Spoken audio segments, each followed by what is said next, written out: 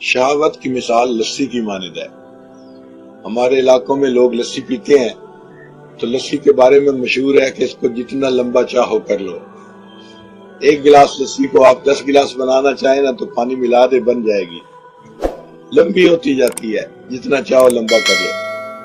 شہوت بھی ایسے ہے، بڑھاؤ تو اتنی بڑھ جاتی ہے کہ انسان کے قابو سے باہر، اور اس کو کنٹرول کرنا چاہو تو یہ کنٹرول بھی ہو جاتی ہے۔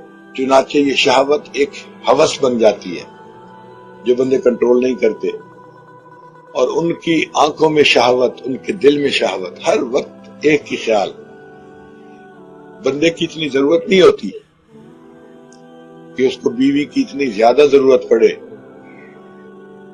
لیکن حرص اور ہوس جو ہے اس کی کوئی انتہا نہیں ہوتی۔ چنانچہ نوجوان سوچتے ہیں کہ بس شادی ہو گئی نا تو یہ کام ٹھیک ہو جائے گا، اور پتہ چلتا ہے کہ شادی کے بعد یہ کام اور بڑھ جاتا ہے۔ پہلے یہ تھا کہ شادی ہو جائے، پھر ایک ہوتی ہے تو دوسرے کا چکر شروع ہو جاتا ہے، نان سٹاپ، ہر وقت یہی سوچے۔